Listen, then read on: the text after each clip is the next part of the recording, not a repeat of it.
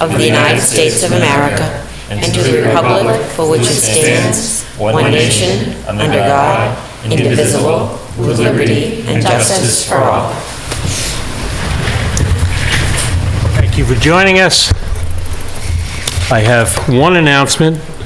This Saturday, March 24th at 2 o'clock, the presentation of the Lunenburg Boston Post cane to Mr. Clarence Gogan will take place at the Eagle House. He is 100 years old and is the oldest citizen in Lunenburg at the time. And so that's this Saturday at the Senior Center, the Eagle House, at 2 p.m., March 24th. Is there any public comment from the board? Mr. Chairman, I don't have public comment, but I just want to go on the record that I was not present during the executive session as I had a potential conflict of interest because it was the public employees union contract, so I recused myself. Thank you. The only other comment, which I'll repeat in committee, the Charter Review Committee has completed the draft charter. That and the report has been posted on the town website, including our hearing notice for Thursday, April 5th at 7 p.m. here at this point. We encourage everybody to take a look at it. We will accept written comments in advance of that hearing, in addition to anyone wanting to make verbal comments that night. Thank you. So where will the meeting be on the 5th? Here at right in this room. Okay, great. It will be televised and then repeated on YouTube. Thank you. Any public comment from the public? Okay, let's get right to it. Our first appointment tonight at 7 o'clock, we're very pleased to have State Representative Jennifer Benson with us this evening to give us an update and answer some questions. Representative Benson, thank you for coming. Hello. Thank you so much for having me. I'm always thrilled to be here, and especially on this side of the table, because I used to sit on that side.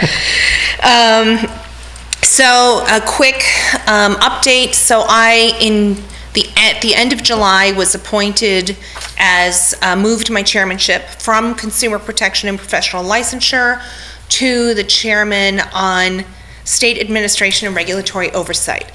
So part of what comes under that committee is any kind of local home rule petitions. Everything except for alcohol licenses, that was my old committee. Now land swaps, actually this, the charter, any changes to the charter that might have to come would come through my committee. As part of my work there, I'm also chair of the new Public Records Law Commission, and I'm also a member of the Open Meeting Law Commission. So basically anything that has to do with government functioning and trying to make government work better comes under my committee. So just so people know kind of what I'm working in when I'm not here doing this. So as you know, we're in budget season, heavily into budget season. The House is working on the process. I've already met with the House Chairman, Jeffrey Sanchez, and talked about my priorities, which are always include local aid, Chapter 70 aid, circuit breaker funding, all of those really line items that directly touch the towns, because to me that's where the rubber meets the road. This is where, the services that really impact people on a daily basis happen at the town level. So that's always my priority. As you know, the governor included in his budget about a 3% increase in Chapter 70 for Lunenburg and about a 3.5% increase in the unrestricted general government aid or local aid. I will tell you that with our revenue picture right now, I would say that is a very safe number, and in fact, we may very well try to go beyond that. But I want to say, because in years past when we've had rapidly fluctuating revenue numbers, I haven't been able to really say that as confidently as I can today. So as you're moving in and creating your budget, I think those are safe numbers to use. And as I said, I'm working with others to look at possible increases to that. And so that'll be part of not only the House budget, but the amendment process that we go through the last week of April. So in addition to that, I am the lead sponsor of the amendment to increase circuit breaker line item for the schools, which whether it's school side or town side, you're interconnected, so that is important. I also have been working to increase circuit breaker funding for this year as part of our additional revenues. And so as we do a supplemental budget, in order to allocate those additional revenues, I am proposing that we fully fund the circuit breaker line for this current fiscal year as well. I think that is a critical tool for school districts and therefore for towns. It supports our children with the highest need, and if we don't do that, you all have to find the money to do that, and I think it's critically important that we fulfill our obligation. So I would say the one, and obviously we'll go to questions, I know one of the areas that has been brought to my attention from the town is the governor's housing bill and the changes to zoning and how zoning changes are voted at town meeting. And I would love to hear more from you. I have a summary of that, but I haven't heard directly from you what all of your concerns are, but I know that there's some trepidation about it. So that is a bill that's been followed by the governor, and I'm really, before we take it up in the legislature, I would be interested in hearing from all of you. This week, session's been moved from Wednesday, formal session, to Thursday because of the snow threat for tomorrow. And we are going to be taking up the Airbnb short-term rental bill that we've been talking about for years, and looking at the potential revenue also from that. And to put it on a more even playing field, perhaps, as other forms of short-term, hotel, motel revenues and that sort of thing. And to also protect neighborhoods from developers coming in, buying up large swaths of housing stock in order to do this. And that's becoming a big pressure on a lot of our communities, including Boston and others, that are seeing their neighborhoods completely change with this very transient day-by-day rental. So I am here to answer questions. So on that House Bill 475, where is it now? It is in the Housing Committee. It's been it's in Ways and Means. It came out of Housing, was redrafted as the new bill was H4290, and now it sits in Ways and Means. So Ways and Means will also review it, and will take, information from reps who may or may not have issues with it. So it's a good time to kind of talk about that. How's it changed? So I was never on the Housing Committee, so I didn't see the original draft of the bill because I wasn't there to review it and vote on it. So I can't outline all the changes to that. I know one of the concerns I had was the changing the 2/3 voting to a simple majority. That is still in the bill. So that was one of the things I looked at when it came out. But as far as a detailed comparison, I don't have that. So we issued a letter, and who did we send it to? Was it? Both chairs of the committee. Of Housing? Yes. Okay. Right. So we already went on record opposing the bill and explained why. Oh, good. Not that we were against housing, but that the extra taxes that may be involved relate to what town meeting needs to be able to do to have that 2/3 vote. Mm-hmm. So, Our primary concern was the 2/3, the change in the 2/3 The removal of the vote. 2/3. And this was while it was still in the Housing Committee. Right. So if you can send me a copy of that letter. Sure. Then I can kind of compare it to what the redraft was and see how much of that is still in there or not, and then get back to you with a detail of how much of that may have changed or not. Great. The only other thing that I had, and it's not necessarily related to a bill, and I'm not sure how much advice you can offer, but I know that there's been a lot of people on social media that are extremely concerned about their energy bills from Unitil. And I know you posted something today, but I was wondering if you might comment on it for the people that didn't see that post, and that maybe you can answer what they should be doing if they have concerns. Yeah, absolutely. So I have talked on several occasions, including Josh is here, my district director, We have worked with several specific constituents on their bills and why they've seen these increases. And I keep hearing from more and more people. So I've been talking with Unitil about, can we do a deep dive in these bills and really parse out what is causing these increases? So I put on the Discussing Lunenburg Facebook page a request for people to send me a copy of their bill. And we can use that because if I talk to Unitil on a philosophical level about, well, I'm hearing this and that, it makes it very hard to identify exactly what's going on. And that could be different for different people. So what they have committed to me is we're getting together, we're meeting Tuesday, we're going to start going over these bills, and they're going to follow up with each individual with specific reasons and solutions and options that are available to them. So one thing I know I had read on one of these discussions was people were asking about the community aggregation and thinking that that might have played a role in this, when in fact, one of the biggest causes of increase for everybody has been the difference in natural gas. And so natural gas, of course, powers power plants, which is where the electrical supply comes from. Unitil doesn't control that. That's a pass-through them. And for the default non-community aggregation, that price has gone up 27% between starting in December 1st. So if you have opted out of the Lunenburg community aggregation, then you're seeing that big increase, when in fact, for those of us with Colonial in the aggregation, that level has stayed pretty much the same. So it's actually a bigger saving. So right now, it's about 12.9 cents per kilowatt hour for the non-aggregated default energy supplier, and we're at 9.5 cents per kilowatt hour in the community aggregation. So it is and that number has been fairly stable for the past year. Right.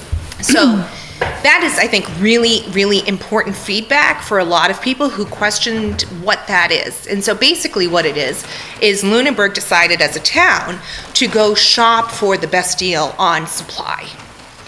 And that has proven to be extremely beneficial. And so 6 months ago, the default and the aggregate were similar. One was 9 cents, one was 9.5 cents. But in December 1st, those supply charges go up for the season, for the winter season. And the default went up 27%, and the Lunenburg aggregate went up a fraction of a penny, which was virtually unchanged. So that, at least for Lunenburg customers, look at your bill and make sure you didn't inadvertently opt out of that, because that's really important. But that's the kind of detail we really need to look at. Other things could be, look at your usage. Now, my bill went up, mine doubled from 1 month to the next. I thought, this is crazy. You can actually go online on your account and see a side-by-side comparison of your usage over the last whatever period. So I looked at the month of December and the month of January till last year, and I am using more. And I didn't think I was. But with the colder temperatures, people are spending more time in their homes, and this is even if you're not using natural gas to heat. More time in their homes, you may be using more and not realizing it. So that's why it's really, really important to drill down in those bills to understand what's happening. I've asked them if they're having any or getting any reports of faulty meters or meter readings. They have not, and that is something that they are held accountable to the DPU to report. They have no reports in on that right now.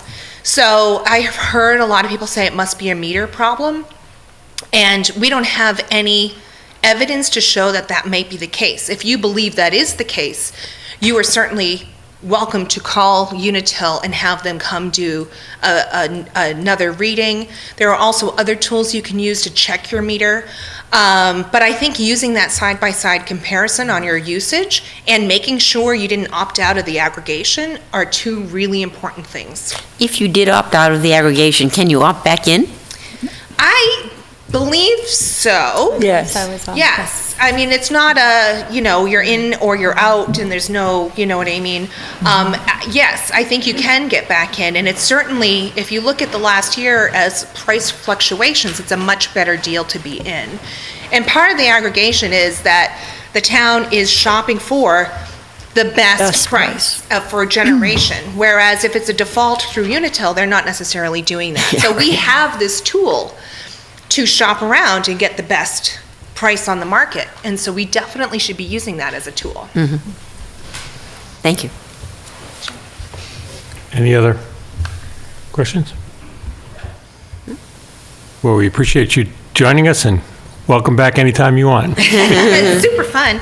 So I'll just say again, just in case people didn't see on Facebook, if you want to scan your Unitil bill and send it to me at my email, it's easy, jennifer.benson@mahouse.gov, or my office is still in the basement of the Ritter Building. We made sure that if someone's not there, there's an envelope, you can drop a copy of your bill in there, and Josh works in that office, and so we'll be taking all of that to comb through. So far, I've gotten one emailed bill.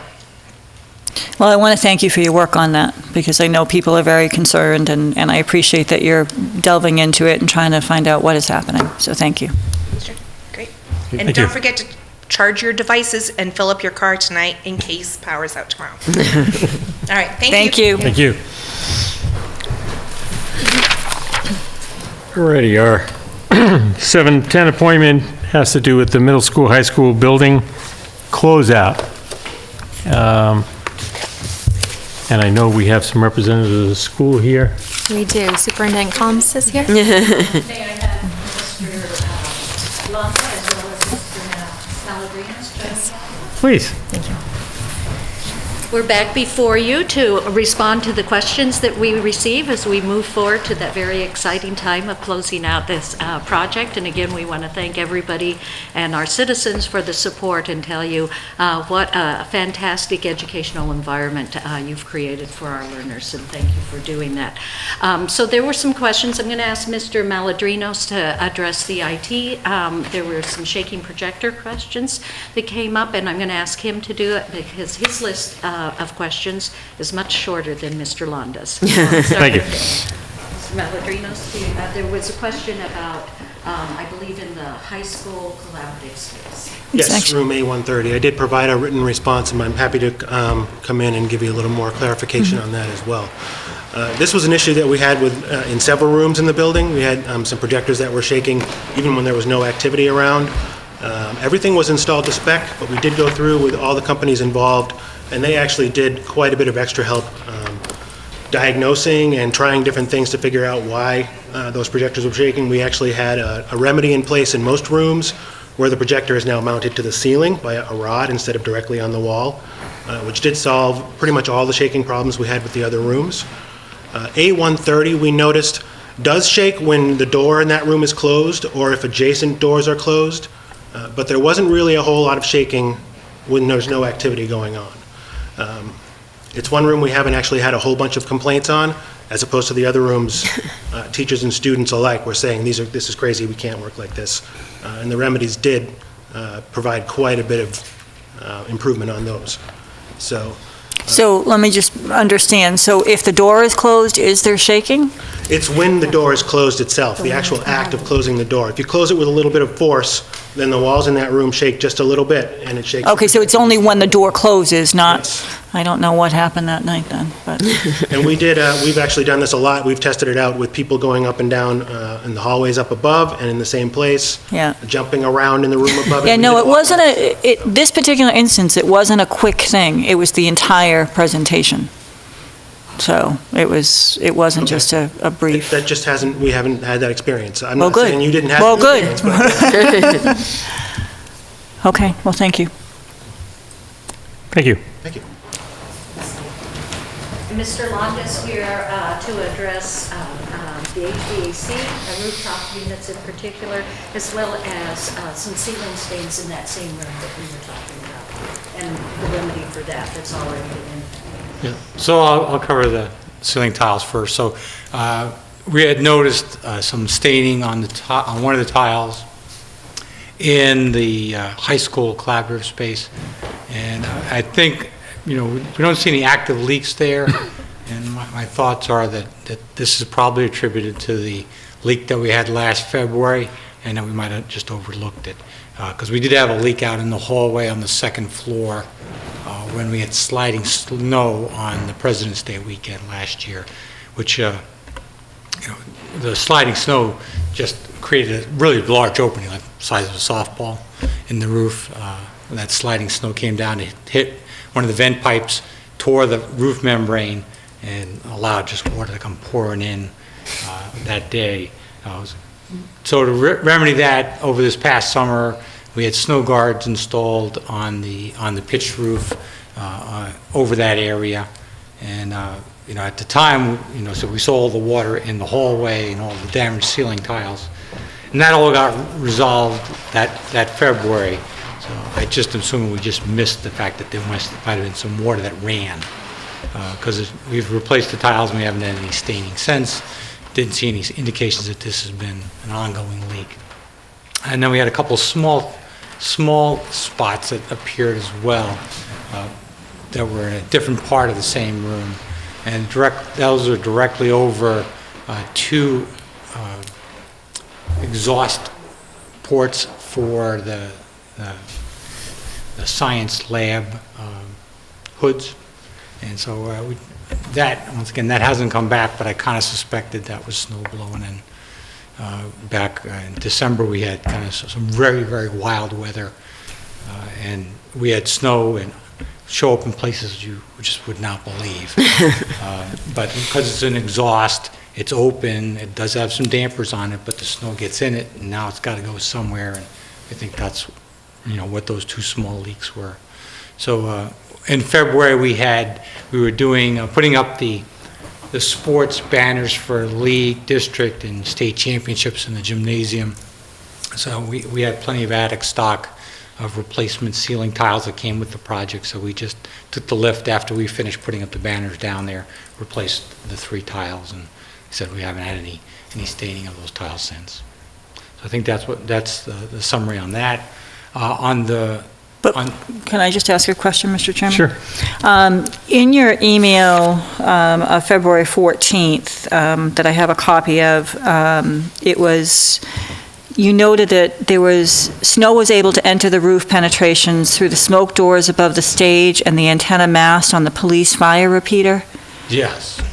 Is that still possible, that snow is going to penetrate those areas? Yeah, I think if you get like extreme weather conditions, you could find stuff like that happen. The mast is a pipe the size of maybe an inch and a half. There's a little gooseneck on top. Rain's going to just pass right by it, but if it's driving snow, somehow it could get in there. We haven't had that happen since that one time. Obviously, my concern is it's a roof, and unfortunately, our weather pattern is so strange right now that we can't say that we're not going to have that driving snow again. Yeah, I would say that this is, I say when you have extreme weather, you can have some pretty strange results. And like I said, we were fortunate that the antenna didn't cause any more serious damage, but we did have a little bit of water. And I went up and looked at the antenna mast later, and it's solid, but it's got to have an antenna coming through the So how did this? I don't understand how the antenna. Isn't the antenna a solid structure? So it's a tube with like a large cable going up through it. Okay, yeah. And it gets to the top, and then the antenna is out. So it was following the pathway of the cable. And it wasn't like large volumes of snow, but it was moving in a direction you probably would not expect it. Is there any way to put like expanding foam in where the cable goes into that part? Yeah, we probably can try to do that. Like I said, it was a very small opening. Yeah, I figured that. We saw things that were very unusual following that event.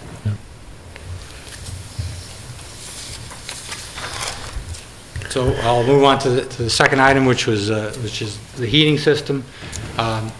So the heating system, we have been working through issues with the heating system since the fall of 2016. We moved in, and I was fully expecting that we would have things that we would find, either errors in installation or things that just were not quite right, or settings that weren't quite right.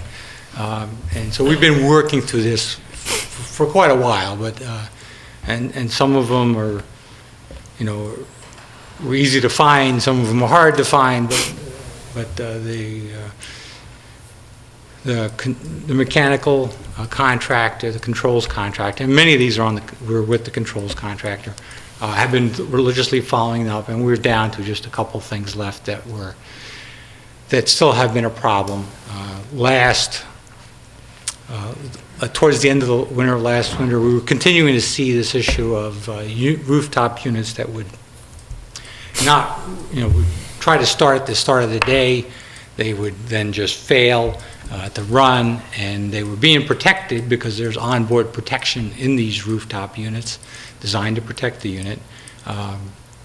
And we're trying to, force lots of air into the building through these units, and the protection was saying, hey, no, this is too cold air, we don't want to do this, going to shut down to protect itself. And so we were seeing that. That protection is expected. However, it's more along the line that you would expect this if we were having something else going on. We were not flowing hot water through the coil. So this was happening because of extreme cold? Am I understanding? I would say this was appearing if we were like below 20 degrees outside, so this is not a rare event. Mm-hmm. Yeah, unfortunately. Something that happened, and we were seeing it, repeatedly. Mm-hmm.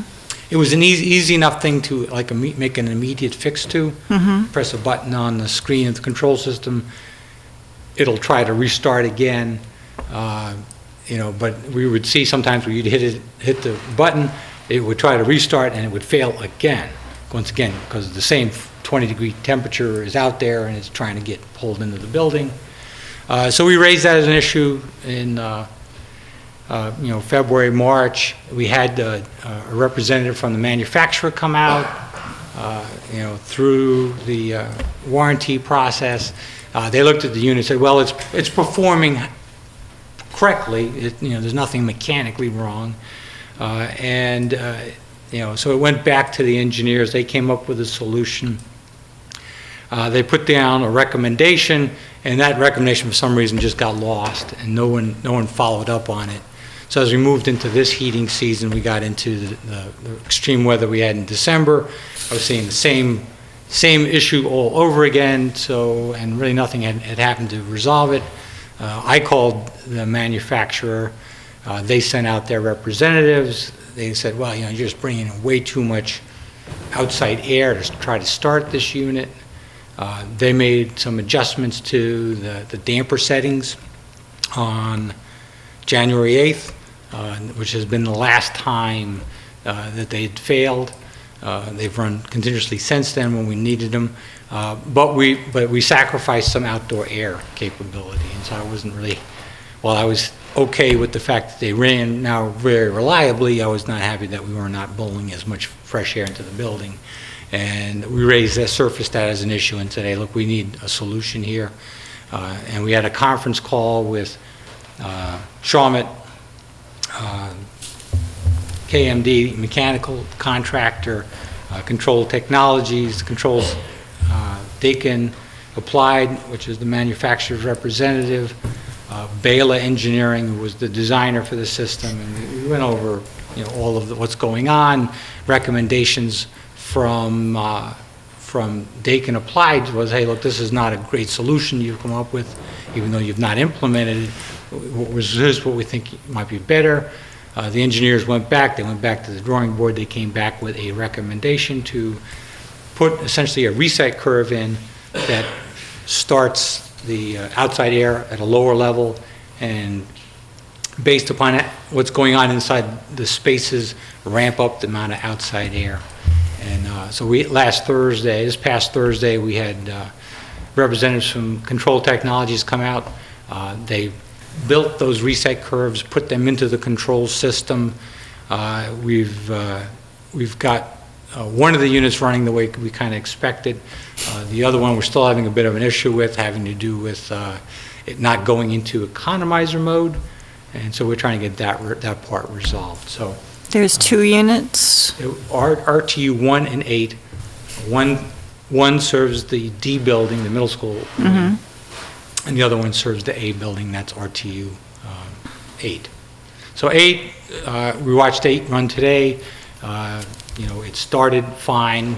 It ramped up over the course of the day. At the end of the day, we were, the outside air damper was at 70%. We were bringing in over like 1,500 CFM.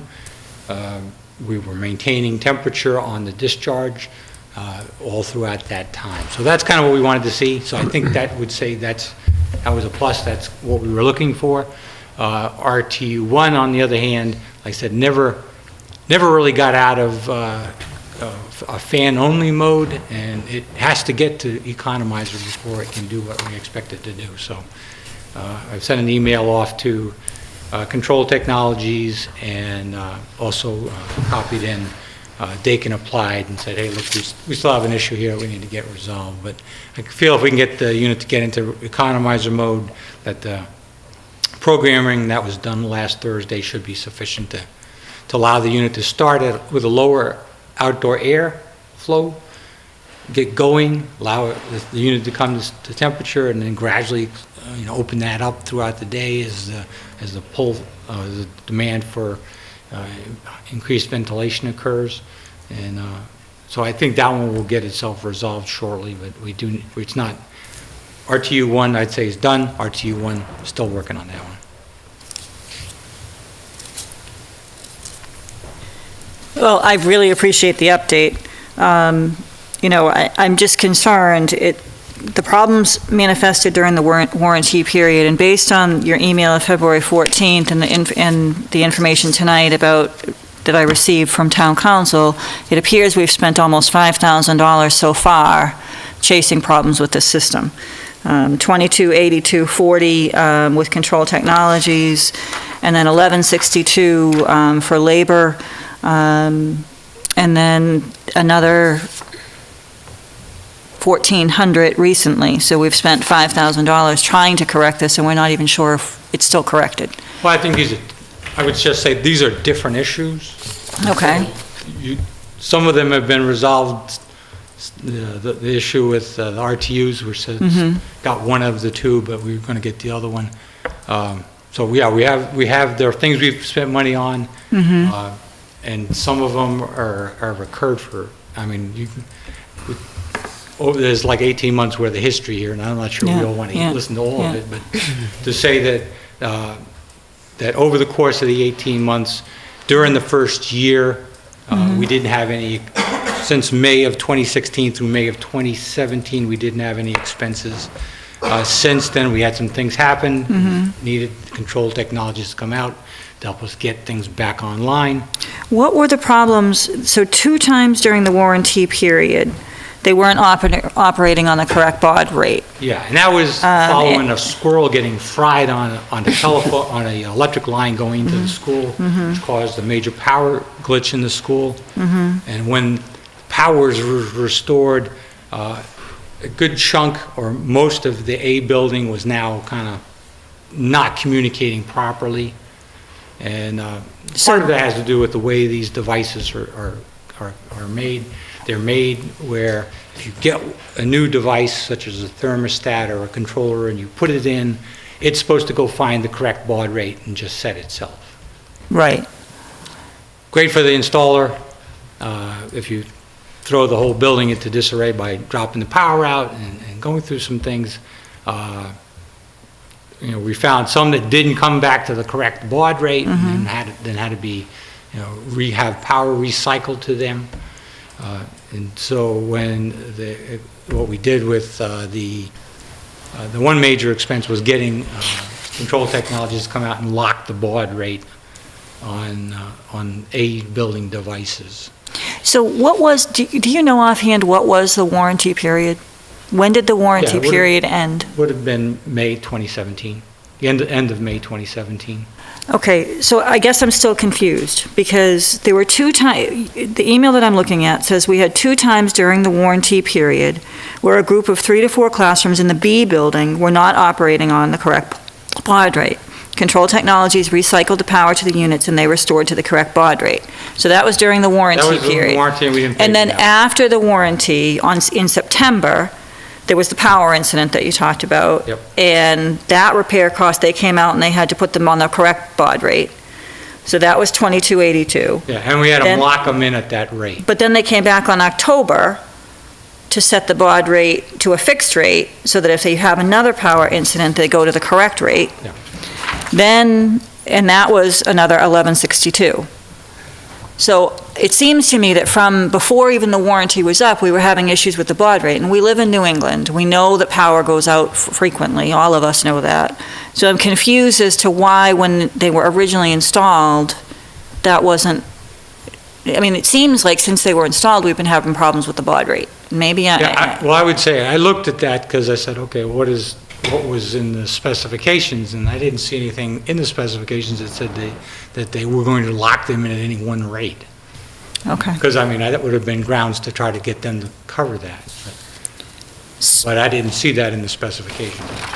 Okay, so you still have one unit that's not operating, It's not Correctly. operating the way I want it to operate. right, It is. you're still it having runs- issues It runs with. reliably. Today, like I said, we were expecting it to follow this sequence. It didn't. And there's things I can do to adjust it, but I do need to get it to work the way it's supposed to work. Right, which seems to me that it should work the way it was supposed to work. I appreciate all of your efforts, and I think that the school is beautiful. It's absolutely spectacular. I'm very happy to have the school. I did, and all the work that you've done. I know how hard you work. I remain concerned. I do have this letter from town council saying that it's one involving a change in design, not defective or non-conforming work. I don't agree. And quite frankly, I'm a little bit not quite sure how this came about, because it would certainly be helpful if town council were here and had all of the background information. I don't know what they were given, and I don't know how this came about. I would have preferred to have a discussion. I'm concerned, and I remain concerned, that there was a problem with the initial design.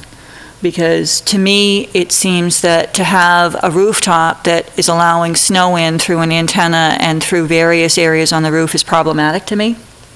Secondly, we live in New England. Secondly, I think we still have an HVAC system that's not operating the way that it should. And for the amount that money that we've spent, I think that everything should be right before we sign off. And I appreciate town council's response, but quite frankly, I would much have preferred that town council was here so that they could listen to this exchange and listen to this back and forth. But I think that they've made assumptions and they've made a decision that they haven't been privy to all the conversation. So I'm really not happy with town council's letter. But I generally concur that the issue is one involving a change in design, not defective or non-conforming work, and thus the cost of correction is the responsibility of the project owner. We're not looking to change the design. We're looking for the building to function as it was designed properly. Oh, we have had the designer. Because it change- wasn't working correctly. Well, that would be true. Yes, I agree. You've made the design changes, but you made those design changes because the system wasn't functioning correctly. So to me, you've corrected issues because of an incorrect design in the first place. So if it's an incorrect design, the contractor constructed it to the design. So the contractor's not responsible for an incorrect design. I'm not saying the contractor is responsible. I don't know who Okay. is responsible. I don't know whether it's the designer, I don't know whether it's the GC. I'm not saying the contractor did anything wrong, and I'm not saying that John did anything wrong. But it seems to me that we spent $72 million on a building that we shouldn't be having these problems with. Right, but the issue before us is that we held up the payment of the contractor for the construction. Yeah. And what town council has said, that since it's a design issue, it's not the contractor's responsibility to fix it if it was built according to design. Okay, the final payment, I guess I want to understand, the final payment is to Shawmut, who's the GC, correct? Isn't it the GC's job to make sure that everything is functioning properly and that the design is correct? I mean, what is his role? You got to separate that, because the design is correct. I don't think the GC determines whether the design is... The GC's been contracted to build what the drawings and the specifications told him to build. Okay. So if he did all those things, then it's technically not his fault. So you'd be, if you're really looking for somebody to pay for that, I would think you'd go after the engineer and hit their errors and omissions insurance to get them to pay for it. Okay, so it would be the engineer, the design engineer. Because the money to pay the engineer or the architect doesn't pass through the GC typically. It goes straight Separately. And who was that? Who was the design engineer? Can you answer that? Well, Bela Engineers was the design engineer for the mechanicals. Yeah, I think it's, as Mrs. Bertram, rightly says, we're concerned about this. I think our technical part is withholding the payment, which we really can't do. I think the next thing would be is to pursue the errors and omission, or even just plain goodwill from the engineer and design process in order to try to get this reimbursed, let alone fixed.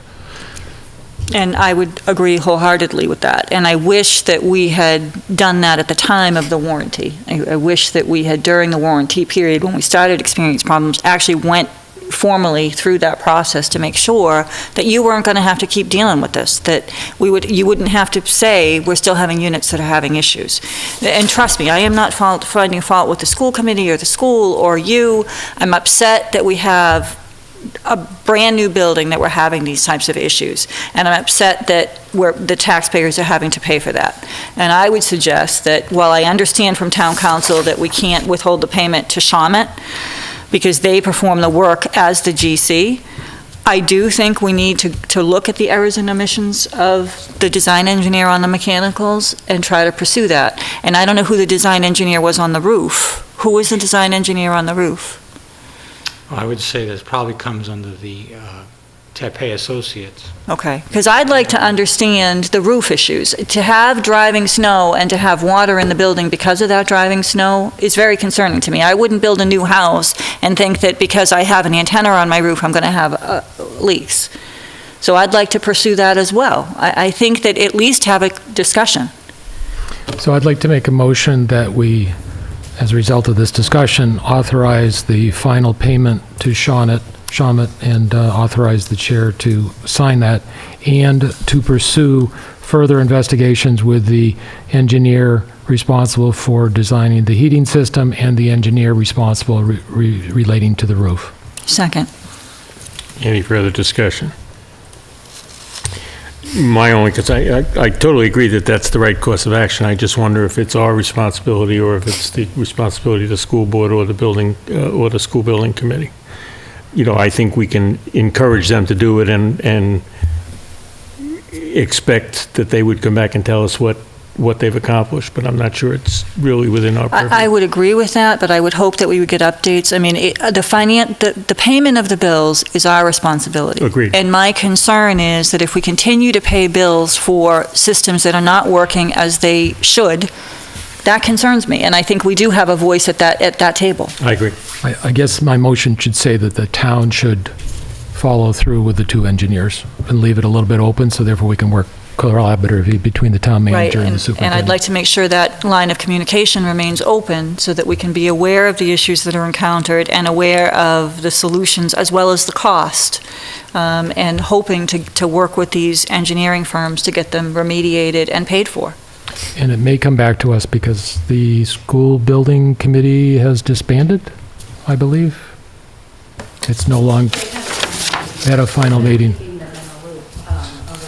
So theoretically, yeah, it'd be important to investigate the legal process. If we ever had to sue, who would be the party that would do that? My one comment is the cost for litigation will probably exceed the cost of what the town has paid. Well, my hope would be these are reputable firms and that we don't go that route. Right. I mean, I just don't think that the taxpayers should be having to keep incurring, and granted, they're not huge dollar amounts, but these are brand-new buildings. And I think that they have a moral obligation to make sure that they work properly. And I want to at least pursue that. Where it goes from there, I don't know. But I don't think we build a brand-new building and have these kinds of issues and don't expect answers. And it would affect their references for future school building projects throughout the state. So that's Right. our bargaining power. Absolutely. So I have an amended motion. Can you amend the second to, So moved. any further discussion? All those in favor? Aye. Any opposed? Okay. Mr. Chairman? Yes. While Mr. Launder is here, I know I had asked a question. I had heard from someone that they had concerns about the drainage at the flooding by the elevators, and I'm wondering if you could just, I did see your response, but since they haven't, I was wondering if you could just outline that? So I made some assumptions about where this was.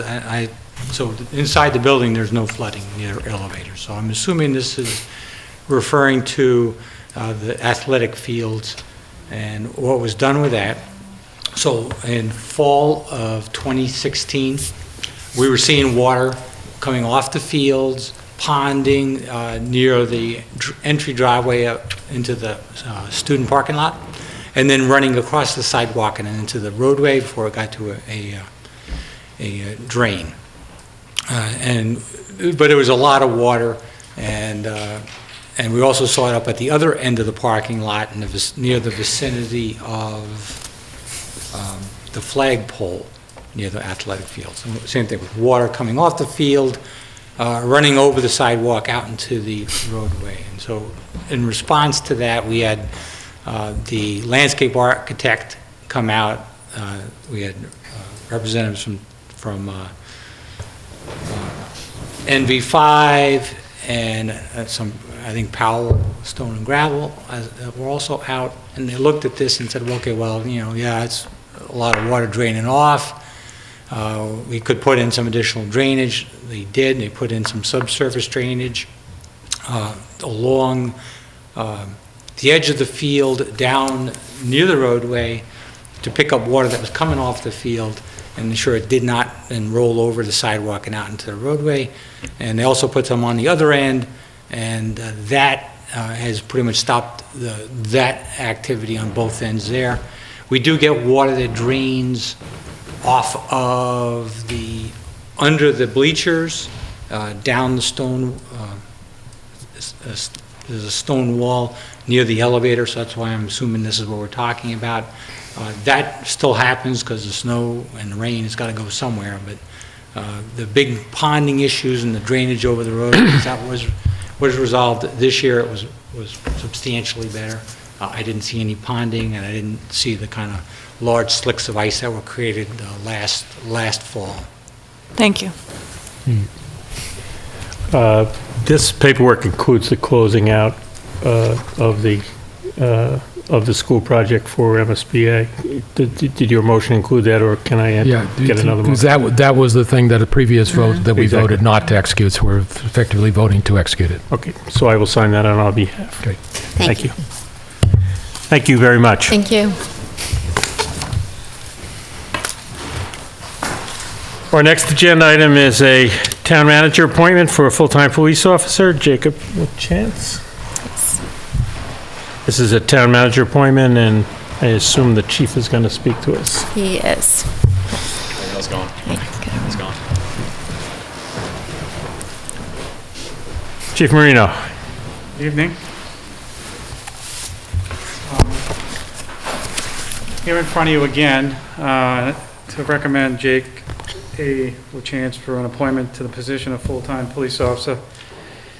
Jacob was chosen as a finalist from a pool of 10 applicants through a hiring process that included an application and pre-screening component, an oral board, and that was in spring of 2017. All the applicants, including Jacob, have served as reserve police officers with the Lunenburg Police Department. A follow-up interview was conducted during the week of February 18, 2018, at which time Jacob was selected to fill the vacancy created by the resignation of Devin O'Brien. Jacob grew up in Lunenburg and attended Lunenburg High School. He went on to earn a Bachelor of Science degree in criminal justice at Fitchburg State University. He successfully completed the Reserve Intermittent Police Academy at the New England Reserve Police Institute in 2013. Jake served as an intern and then a reserve officer with the Lunenburg Police Department since August of 2014. He's also served as an auxiliary police officer with the town of Pepperell since 2012. And I'd like to point out that during his tenure in Pepperell as an auxiliary officer, he received the Pepperell Auxiliary Police of the Year Award and the Pepperell Auxiliary Police Attendance Award. Jake's previously worked as a seasonal worker for the Lunenburg Department of Public Works and is currently employed by the City of Gardner Department of Public Works. He's also employed by the Lunenburg High School as an assistant high school football coach, where he aspires to someday be the head coach. Jake has dedicated an enormous amount of time participating in a field training program after being hired as a reserve officer. During that evolution, in the past 4 years that Jake has been employed by this police department, the staff has had ample time to evaluate him. From the onset of his employment, we found Jake to be a very honest person of high intellect. He has excellent communication skills and a remarkable work ethic. His peers find him to be kind and likable and a loyal friend who holds him in high regard. I highly recommend him for the position of the full-time police officer vacancy already supported by the operational budget. If you decide to appoint Jake to full-time status, he will be enrolled in the first available police academy, which actually commences on April 2nd, 2018 at the State Police Academy in New Braintree. I respectfully request that if you do ratify Jake's appointment, that you make the appointment effective on Friday, March 30th, which is the weekday just before the academy. Thanks for listening to me, and again, once again, I know, and I've said this before, these things almost sound boilerplate, but they're actually written separately. It's just that every single person that we've recruited, we'd like to say have the same qualifications, and that's what we want. So, at any rate, your decision, I appreciate, again, having us again after 2 weeks already. Thank you. Thank you. This is a ratification, correct? Correct. I would make a motion that we ratify the town manager recommendation for Jake LaChance to the position of full-time police officer effective March 30th, 2018. Second? Any discussion? All those in favor? Aye. Opposed? None. Congratulations. Congratulations. Congratulations. Thank you, I appreciate it. Thank you very much. Thank you, Chief.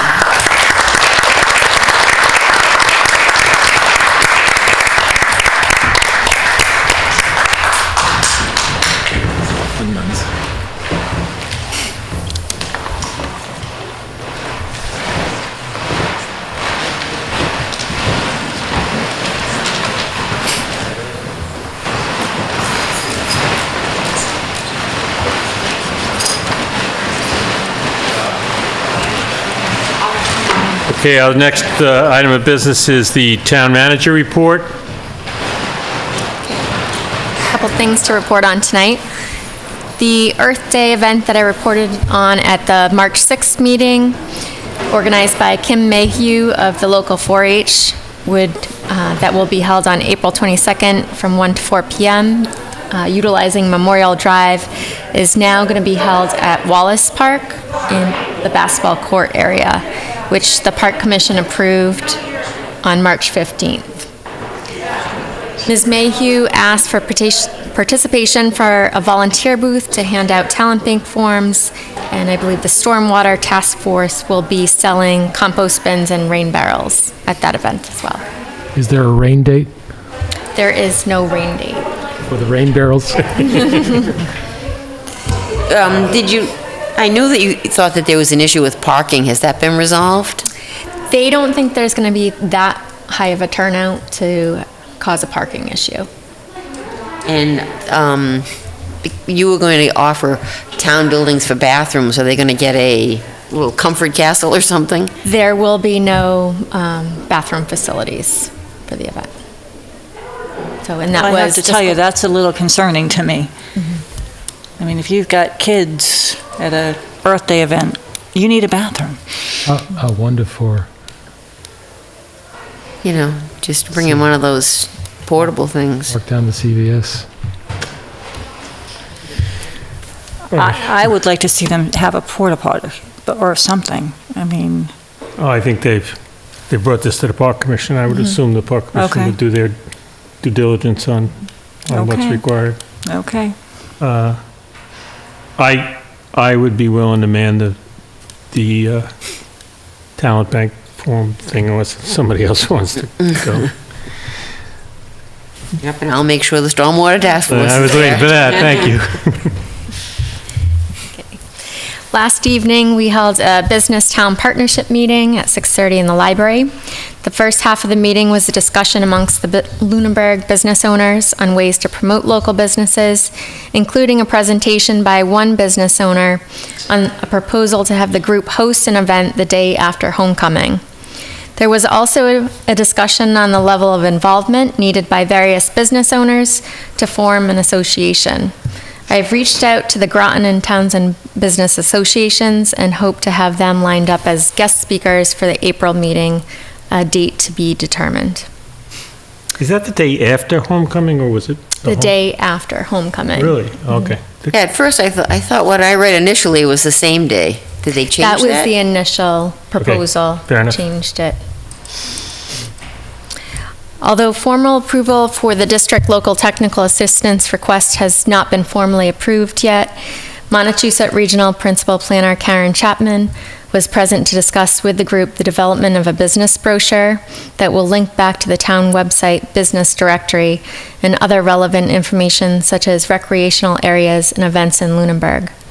The DLTA requests that I submitted for a permanent guidebook and brochure were approved at the MRPC Commission meeting on March 1st and are before the Mass Department of Housing and Community Development, and they are waiting final approval.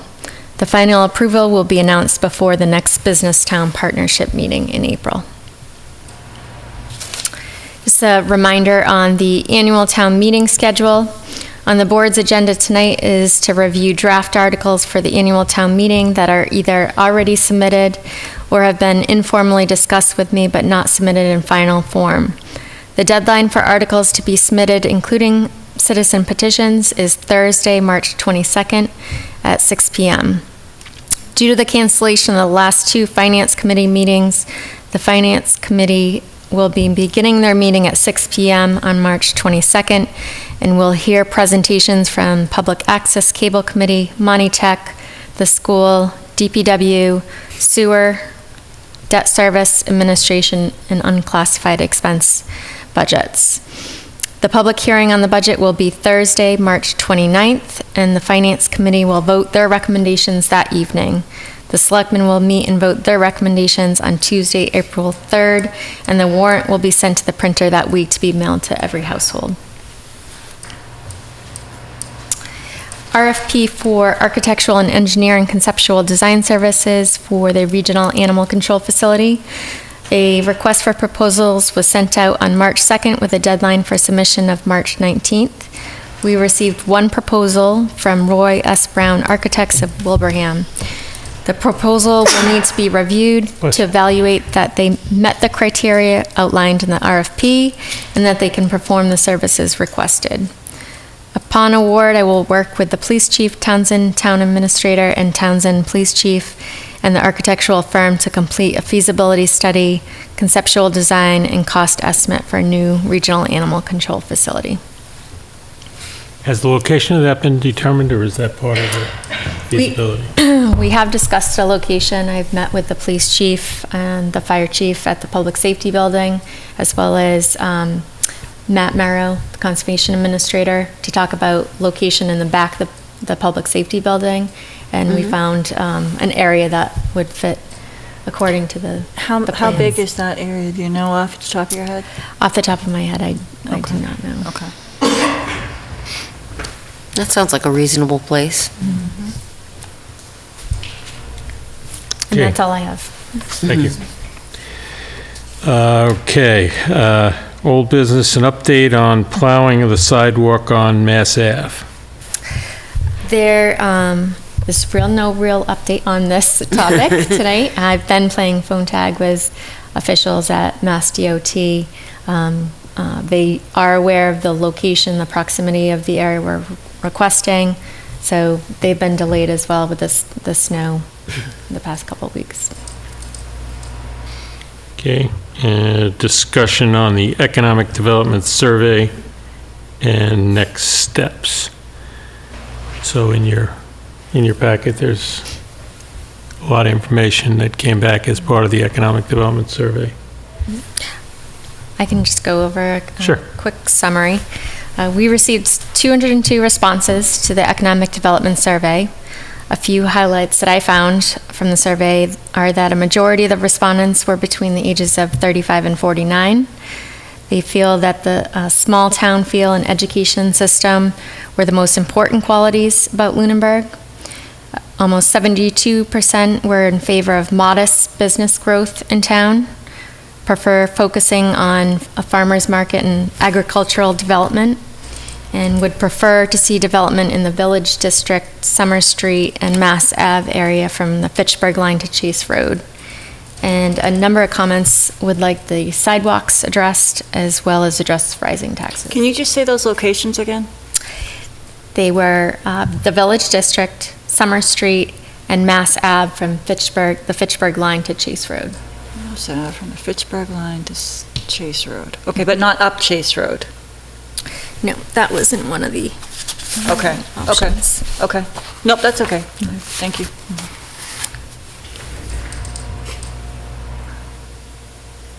And there was concern with taxes. Yes, I saw that repeated in the comment section.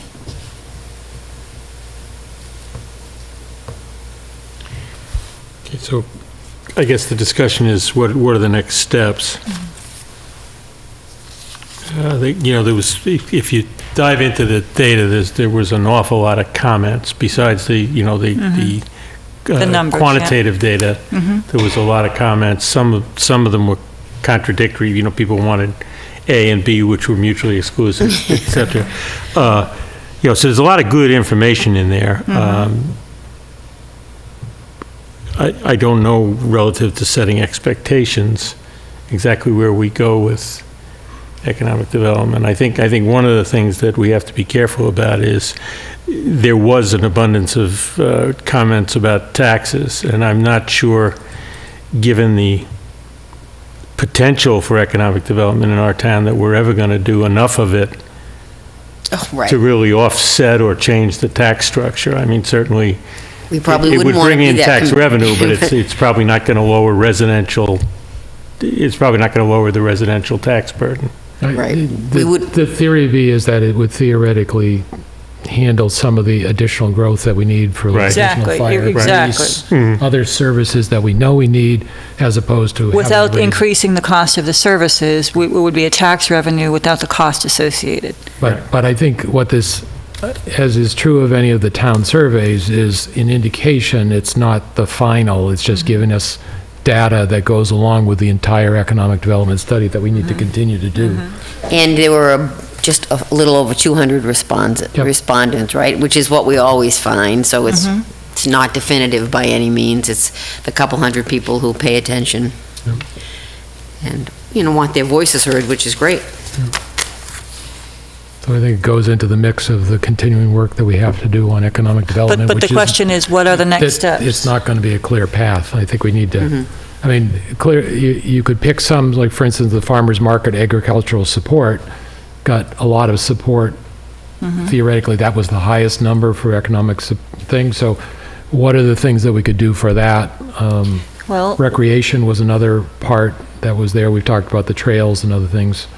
so, why don't we tackle those things? Why don't we have a workshop with the Agricultural Committee and the Conservation Commission and see Are they on board with this? What kind of things they would like to see, and just start those discussions. And then once we, as an entity, form a plan and have some real valid ideas, go back to the public and look for comment, whether it be through a charrette or whether it be through a presentation of a plan.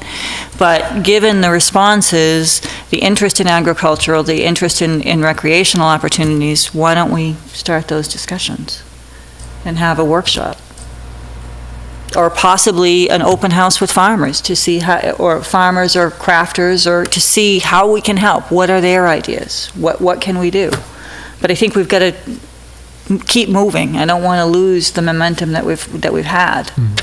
I think in some ways we have to be careful, because when we invite people in and say, let us know how we can help, we need to then do something to help. You know, I don't want to harp on this, but we invited the boards in to say, let us know how we can help.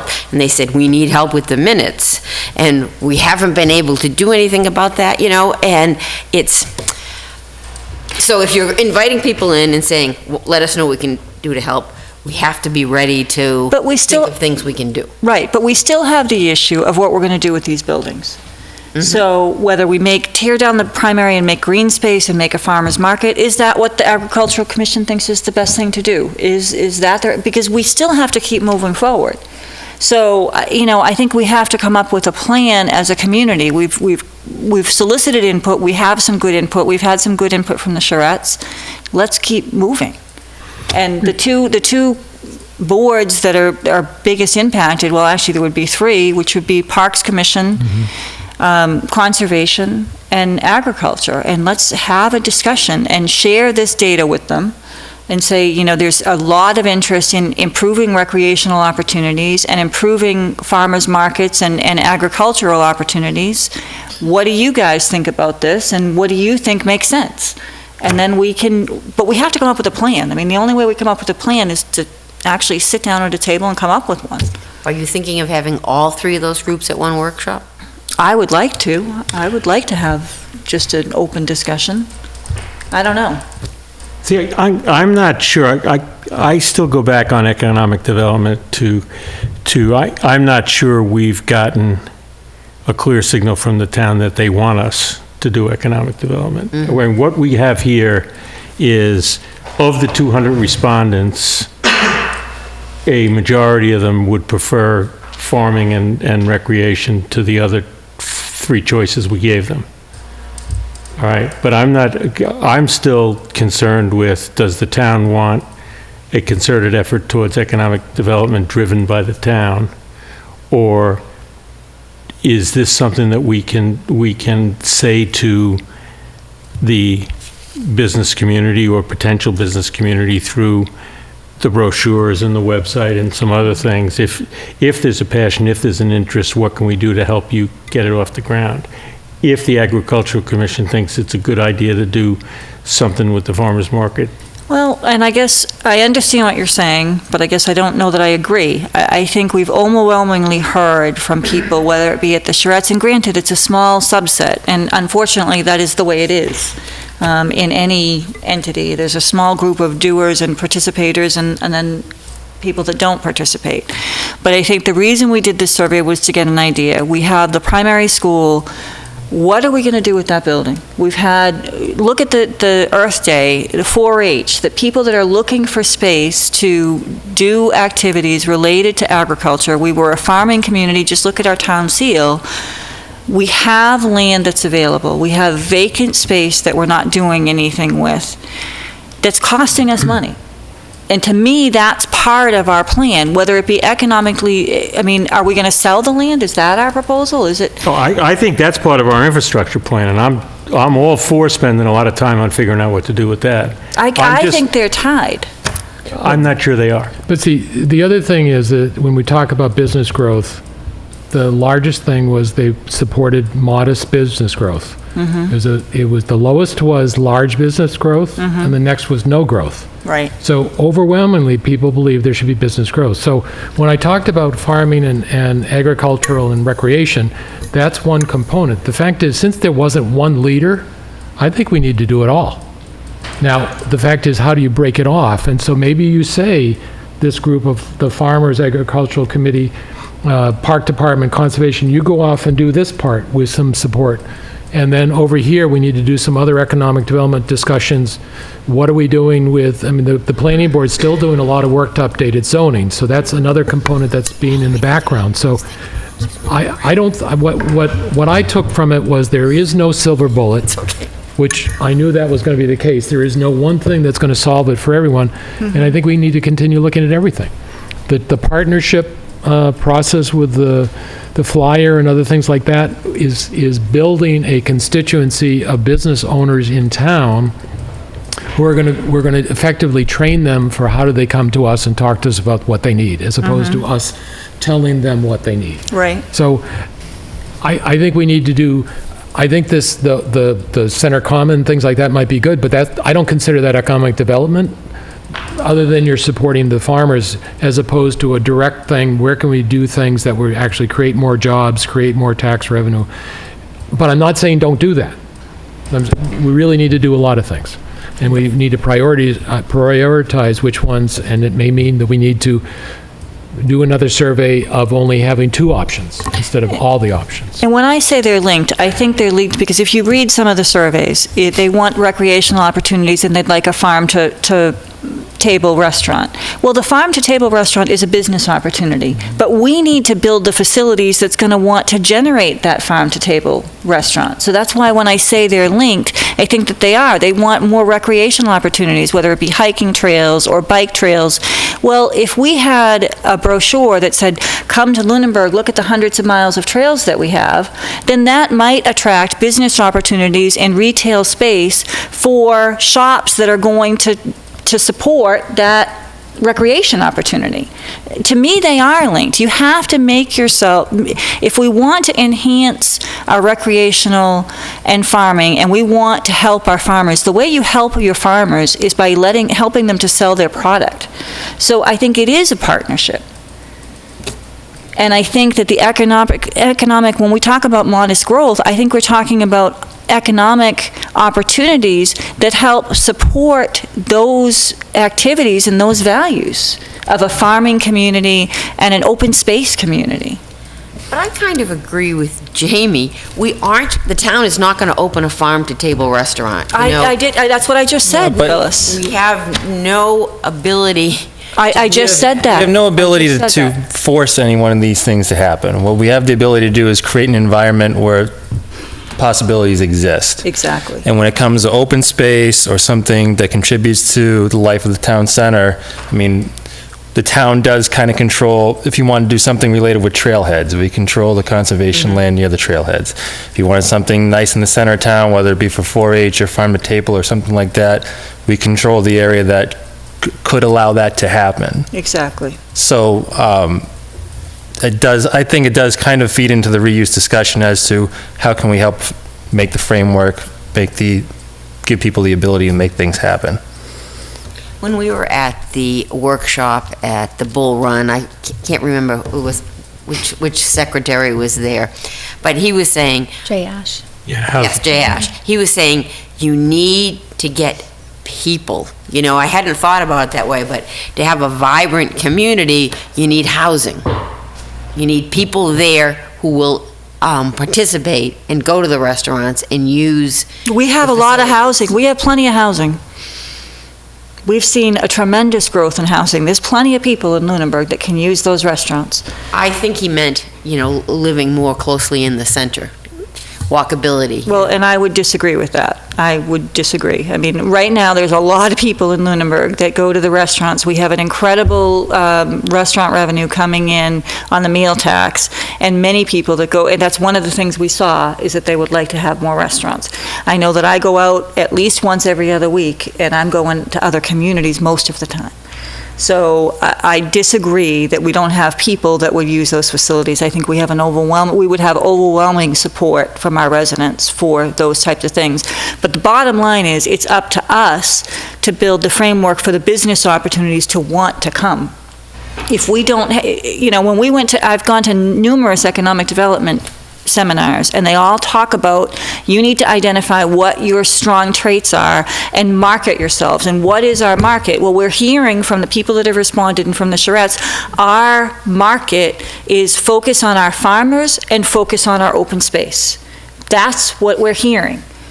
And so I'm saying, if we're going to look at economic development, I think that we have to pair the two. And the kinds of economic development we want are things that are going to augment and enhance those types of activities. Whether it be farm to table, whether it be homegrown jams and breads, whether it be homemade sweaters, whether it be bike trails. Lunenburg has a wealth of incredible qualities, and we've heard now that that's what we want to sell. We want to keep our rural small town feel, and these are the things we want to promote. So how can we as a board and as a community help that to happen? And then once we identify a plan, we're certainly not going to move forward with that plan without the vote of the townspeople. And it's our job to develop that plan with the people's input, with the input from the relative boards, and then present it. And either it's accepted, or it's tweaked, or it's not accepted. But that's our job. So going back to our goals, it's always good to go back to the goals. Identify desire for and type of economic development for Lunenburg. So, as Jamie was talking about, this was trying to figure out, is there a desire for, and what is that type? And then the following step, which would be for our next year, is to actually implement. So, I think we still have some more work to identify the type of economic development for Lunenburg, other than the fact that I think we have some directions, but we need to flesh them out. I agree. And I think that talking to the Agricultural Commission or farmers, maybe we have a charrette with farmers, or and say, come, bring us your ideas. What we've heard from people that they want to enhance those attributes of Lunenburg. What do you think we should be doing? At least have those kind of discussions, because we can't formulate a plan without those.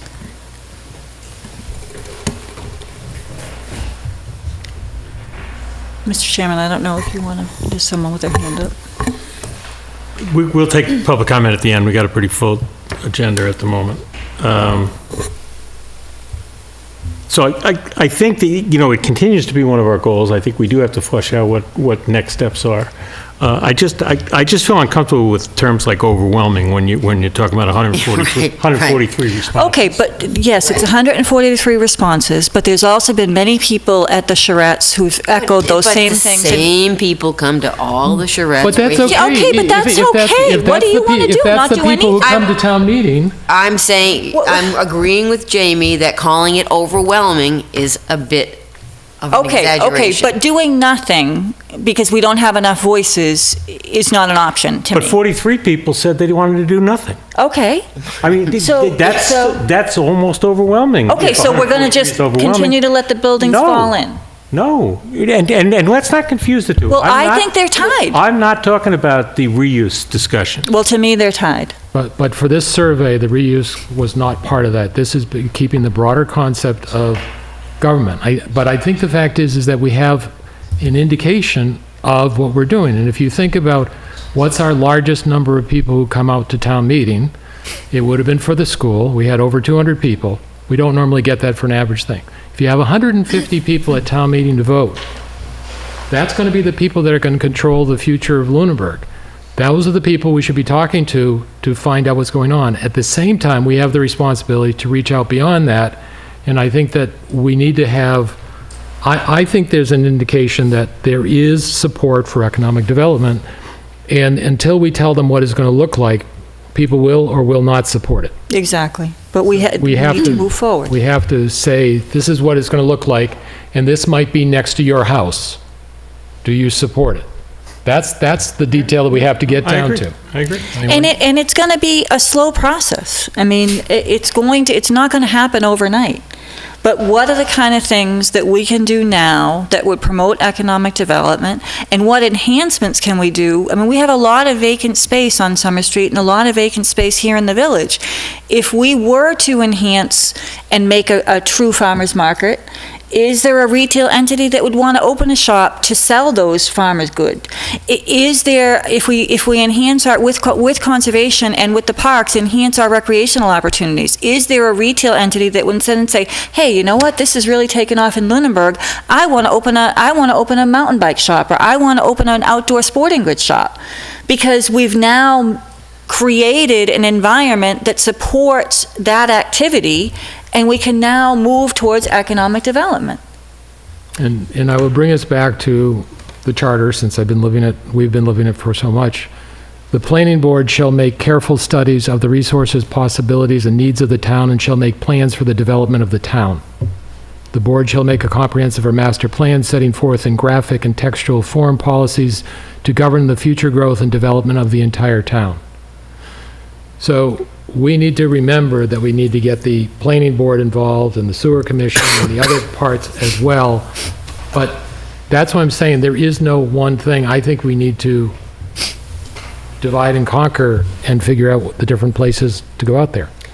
And you know, I also want to remind everyone that we live in this little town, which is very rural, and we like it that way. 2 miles from my house is the train station where I can go into Boston. There are bike shops in Leominster and Fitchburg. We have a lot of economic development right around us. We don't have to try to become the next Leominster. I am not saying to become the next Leominster. I don't know where you're getting that. I'm saying to support our farmers now. We've heard from the farmers that they're looking for support. We have heard them in the audience saying we would love an opportunity to sell our goods, to promote our goods. There are websites out there now that are looking to sell those goods, local handmade. They're homemade. They are trying and looking for assistance. We are looking to offset the housing. The reality is, yeah, we can reuse our buildings and we can make more housing. Personally, I would be completely opposed to that. So I'm saying preserve our open space, preserve our rural community, but at the same time, help and support our existing farmers who are looking for assistance. I don't know where you get that I'm looking to make this a Leominster, because I've lived here for 30 years, and and my husband's lived here his entire life, I'm certainly not looking to make this another Leominster. I moved here because it's Lunenburg. If I can say something? Sure.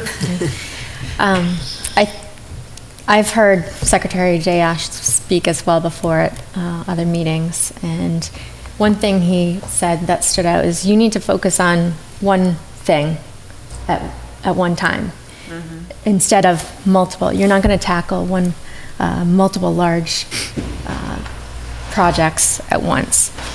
So what I would recommend is, it obviously has been identified as farming and agricultural that stood out among our conversations, our workshops, the survey, and we focus on that and move that forward. And possibly, like we discussed before, create an economic development committee and task them with moving that as an opportunity. And we also need to involve the planning board. Yes. As Bob pointed out. So obviously, there's some passion here, and that's a good thing.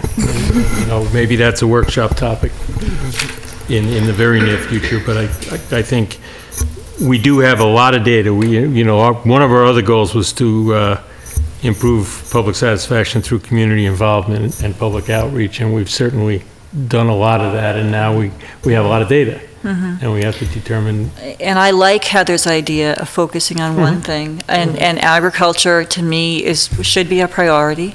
And I think that meeting with the Agricultural Commission would be, we talk about next steps. To me, that would be a next step, and the planning board. To me, that would be a next step. Personally, what I would like to see after that is the recreation opportunities and assistant, whether it be conservation or whether it be parks. I mean, we started that conversation with parks. maybe we have another workshop, and I think actually the town manager had recommended that. So maybe Would you meet with Parks and Conservation at the same time? I don't know. I don't know. But I think, tackling agriculture, maybe we do it in small bits. But as Bob said, I think it has to be parallel. And I think the town manager's done a fantastic job with the businesses, and hopefully they'll move forward with that. I do want to just say that, there is an opportunity right now with MRPC, who has a trail coalition that does a brochure and prints on that brochure places to eat along trails. They put maps out with all the trails, highlights to see along the trails, and we are missing that opportunity because we're not participating. I have talked to them about putting our trail network on a map. Okay, well, I actually have all the GPS coordinates, or for most of them, so. Great. Okay. So let's move on, but not forget that we want to come back to that. On the current business, we were going to talk about the ATM articles. Yes. And this is Not automatic teller machine. No. Annual town meeting. annual town meeting. So this is just a preliminary review of the articles that we have that have been submitted or that I am aware of through conversations, just so you have a review right now, because you'll be voting on them at essentially your next meeting, April 3rd. The April 3rd meeting, right? So Article 1 is a standard article. It's to hear the regular written reports. And Article 2 is the reauthorization of revolving funds. That's an annual article as well. Article 3 is a new article per the Mass Modernization Act, and that requires a bylaw, so about revolving funds, which I think we're going backwards instead of forwards with this new requirement of Mass General Law, because we still have to vote the reauthorization. Every year? Mm-hmm. Oh, That doesn't make any, It doesn't make. That doesn't make any a lick of sense. sense, no, but, so we're complying. Article 4 is the payment of prior year expenses, which there are none right now. Article 5 is to amend the votes of fiscal 18 budget, which would include snow and ice deficit. Article 6 is the fiscal 19 capital plan. Article 7, the fiscal 19 omnibus budget. Article 8, the transfer to stabilization. Article 9 would be transfer to the special purpose stabilization fund. Article 10 is transfer to the OPEB trust fund. 11 is the sewer fiscal 19 budget. 12 is the sewer capital reserve stabilization fund. 13 is the solid waste fiscal 19 budget. 14 is the fiscal 19 water enterprise budget. 15 is the cable budget for fiscal 19. 16 is a transfer of sum of money from sale of cemetery lots for care and improvement of the cemeteries. 17 is a vote to rescind borrowing, and as well as 18, two different town meeting votes. 19 is a rescind of borrowing for the Lane property. It's from the state grant funds, so it's rescinding that amount. 20 is to convey the building, the Brooks House building, for sale, just the building, not the land. 21 is a citizen's petition for the Hickory Hills Dam. That's the easement, right? Yes, a perpetual easement. Okay, I have questions on them, but I'll do it at the end. Okay. 22 is, has not been received, but I've spoken on various occasions with the person that came to both myself and the Land Use Department, and Conservation is taking this up at their meeting tomorrow night for a swap of land at Gilchrist Road. It's, so the town owns a small slice of land off Gilchrist, and the proposal is to swap that with a piece of privately owned land that I believe goes to Mulpus Brook. It would give area. meaning, it would give an additional entrance to the lane property. 23 is a citizen's petition that I'm aware of to convey 174 rear Northfield Road. It's a very small piece of land on the rear part of Northfield Road on Hickory Hills Lake. 24 is the charter review article for all the proposed changes in the charter. 25 is to amend the bylaw on town meetings to add a special town meeting held annually in the fall. That's all I'm going to word it. 26 is an amendment to the salary administration plan bylaw. And 27 is an article submitted by the Agricultural Commission to add 2 alternate member positions to appointment. And 28 through 32 are planning board articles for amending the zoning and zoning map. And in reverse order, the zoning articles will be more detailed than what they are right here, just because they just give the description. Well, some of them are 61 pages in length, so they'll be put on the website. They're going to be available in the town clerk's office, our office, and the planning. I would still recommend, though, that while this legally meets the requirement that say to amend the code such and such by amending the article, at least give the title to provide additional descriptions or whatever. Just some English language to give you of, is this something I'm interested enough to go to the website? Right, that would be helpful. Yeah. This town council has these already, so he'll have a review by the end of the week. Great. Okay. Mr. Chairman, questions? Sure. On Article 20, the Brooks House, when did we decide to sell the building? We didn't. Did not. This is something I put forth. Okay. Okay. Well, it's going to be the first thing the Historic Commission or anyone else would ask you to do in a demo delay situation to tear it down would be to ask you to advertise it for sale. So I think it's a good exercise to gauge interest to see if anybody wants the thing.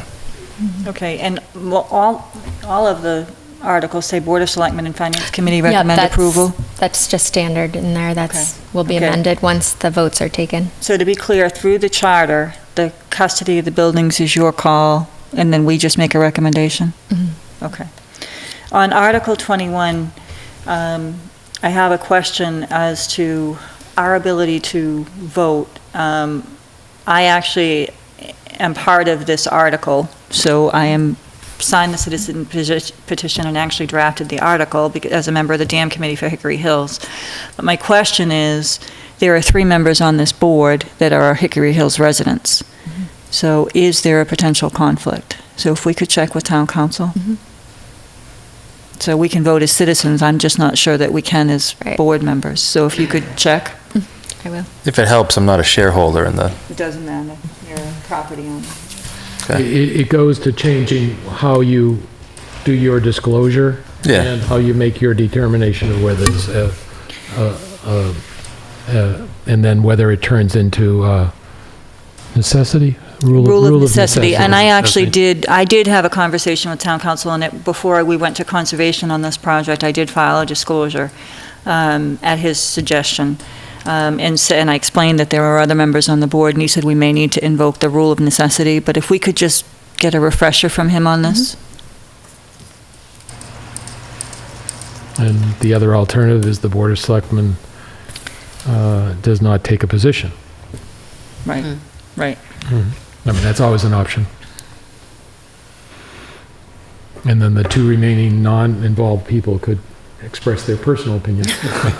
Well, we can as citizens. Right. Just not from up here. Not from up at the table, right. Okay, now, the warrant closes on Thursday. Correct. Is there anything that we need to do? No, just any questions, I would, if you have them tonight, I can look into them between now and the next time you meet. Yeah, the only thing was that,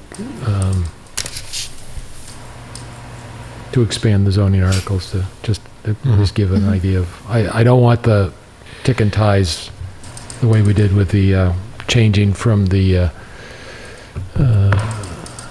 what we did at the last town meeting, moving it from zoning to general and repeating the entire thing, making people think there was something new, which is at least give the indication, and then as long as people have access to the broader thing. And do we know how, on Article 10, do we know what the sum of money is? Which one was that? Article 10? Was 100,000 from free cash, and the sewer voted to do $656. Which I believe was... Which is 11? Which was, I believe, was 10%. Oh, no, it's part of 10, right? It was Okay. 10% of their surplus. And stabilization is dependent on what goes on with the budget for calculation, right? Right. Okay. It's nice to have them, these articles in advance. Yeah, I agree. I mean, the citizens certainly can submit additional articles. Are there any additional articles coming from any other town departments that you know of? That I know of, no. Okay. Great. Any other questions, comments? All righty. Thank you, Heather. Good job. Thanks. Next item is pregnant workers policy. Something just doesn't sound politically correct. Wordsmith didn't get to that one yet. So you have in your Google Drive draft policy, and so this is a law that was enacted by the state that goes into effect April 1st. So we're required by law to notify current employees, and then any new employees provide a copy. So I'll just read it. The town of Lunenburg is committed to complying with all applicable provisions of Massachusetts Pregnant Workers Fairness Act.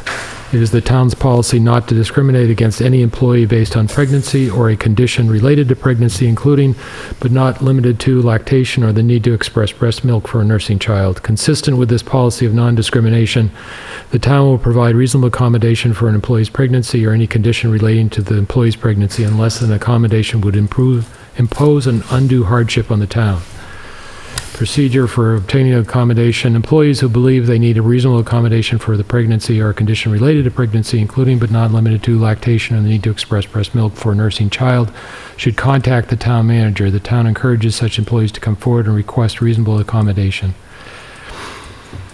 I would make a motion that we adopt this policy. I would second that. Any discussion? Just was this a template that you took, or was this recommended, or? From Employment Council. Okay, thank you. All those in favor? Aye. Opposed? None. Looks like there's only a space for me to sign, so you okay with me signing that? Absolutely. Okay, fair enough. I get some signing to do when we're done. Seasonal renewal signature for ABCC, that's another, just a signature deal. Yes. Why don't you tell us, it appears to me that there's no input, just Correct. signatures. You just need to sign the form because that's a requirement of ABCC. We're signing a blank form You're because the signing a form is blank. form. Well, the form actually lists licensees who failed to renew or licensees that are disapproved, and I guess we don't have either of Okay. them.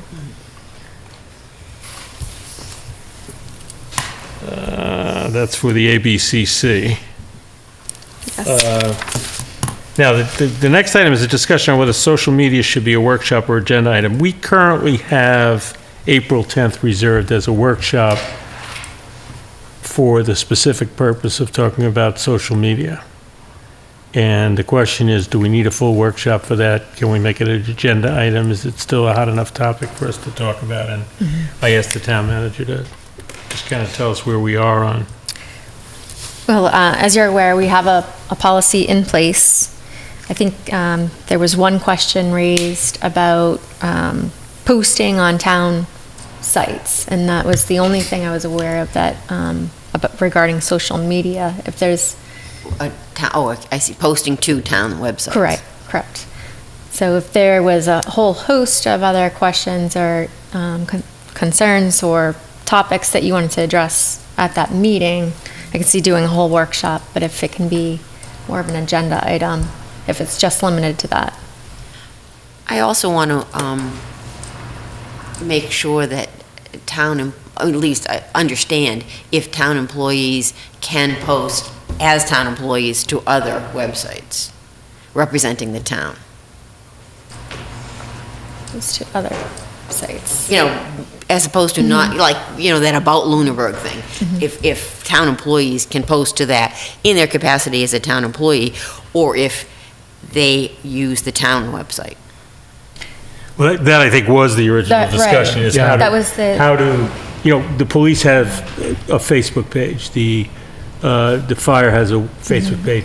If a town entity doesn't have a Facebook page, how do they get their message out? Was the question that prompted this. Now, the discussion here is there enough meat to have a whole workshop, or can we make it an agenda topic and just deal with it? I think if we have agenda topic with I would think so, 20 because it's minutes? just a couple of things to talk about, You need to really. just make sure, leave enough adequate time. Yeah, so. 20 minutes to a half hour, allow for that within the thing, don't fill the entire meeting. I don't think we have time to make it a whole workshop, Yeah. really. We've got a Oh. lot going on. Okay, Well, so then- I'll text you about that.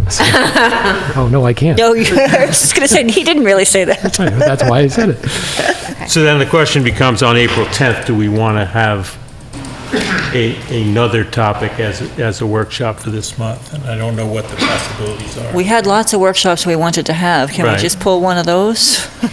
Well, we can continue on the trend of doing a town facilities or a town, economic development. We have a policy workshop, but I was hoping that would be held annually like we did in July last year, to review our policies on an annual basis. The other one was, I think that's all the ones that I had as workshops at this point. So I would suggest we do the policy workshops at the first month after a new selectman is elected. As a So that way- they're aware of all the aware of policies. It both is a training and as a review for everybody to do that. So I pushed that one off. Were we still going to do a parks workshop? That was a possibility. I have been speaking with the parks about, I went to their meeting Yep. last month, or this past month, and they cannot attend, or not all three can attend on April 10th. So it would have to be an alternative night if we held it in April. Do we have enough business to do on the 10th? Where Really we, no- We don't have yet. anything scheduled right now. okay. Right, so I'm not sure we have to make that decision tonight. Okay. But I mean, I think it would be great, I mean, of course, it was a heated topic, so I would love to hear from the Agricultural Commission on, you know, are there things that they would recommend and things that they would like, that we can do to assist them? And what are their thoughts on, you know, there seems to be an interest community-wide about agriculture. Do they have any ideas? And just have a dialogue. I mean, I don't Could be see a- any harm in Could be a that. first step of that.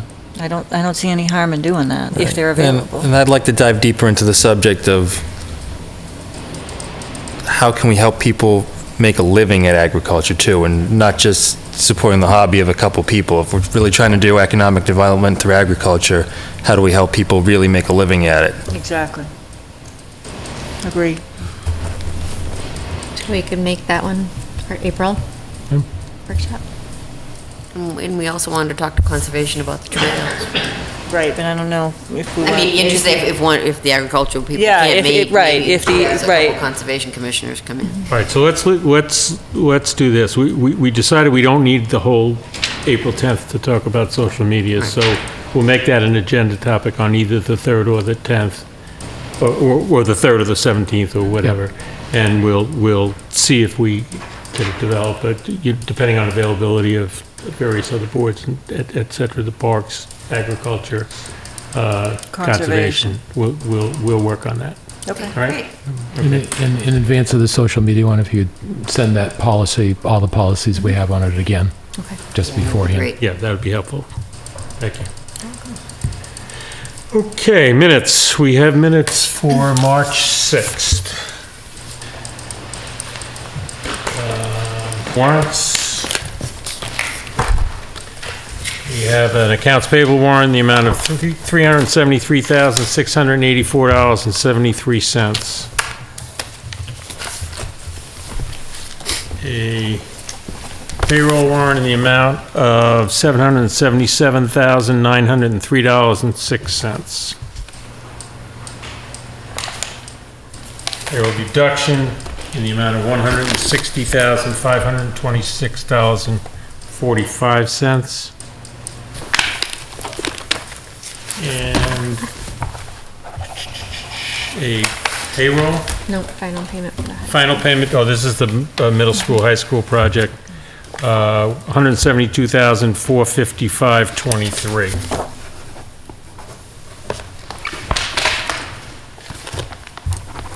Any action file issues?